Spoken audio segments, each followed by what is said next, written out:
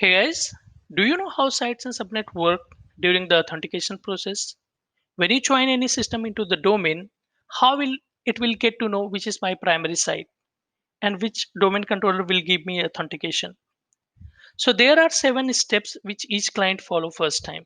So this is my domain cloudxindia.local, and there are 3 sites: US, India, and Sydney.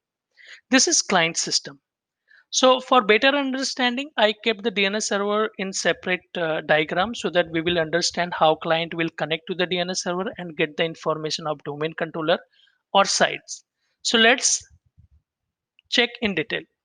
So client always ask DNS server for DC list. How many domain controllers are available under cloudxindia.local? DNS server respond and provide the list of SRV records. SRV records of all domain controller. SRV is service locator. Basically, client use this to connect, establish the connection with the domain controller. And DNS always provide the SRV record to the client whenever client connect to the DNS server.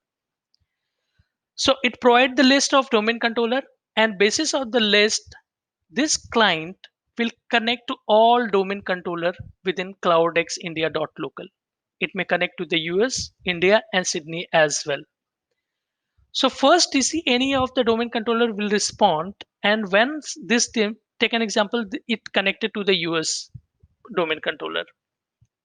This domain controller will gather the information of this client system. What is the IP address and what is the subnet? Basis of the IP and subnet, it determine from which side this subnet are associated. So this is quite important, guys. So when there is any new subnet come in your network, so you have to associate with a particular site. If you did not associate it properly, so client will face the delay in login process, because once it determine the first time, it compare the IP address of the system and compare the subnet of the system and verify from which site is this associated. If there is no information, so what happened, the client will not have any primary site of it. So next time when it try to take an example, it connected with this site and this domain controller this time, but next time it will move to the India, and next time it will move to the Sydney. If user is into the Sydney location and connected with the US, so you can assume what will be the impact. There will be the network slowness. So this is very, very important when there is new subnet. So you have to associate with a proper site.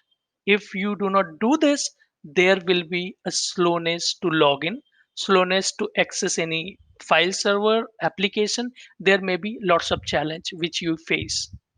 So on the point number 5, so DC compare this subnet and get to know, okay, so this subnet is associated with the Sydney site. So that is important. So you have to do the association of subnet. This is quite mandatory. So it get to know this subnet is associated with the Sydney site.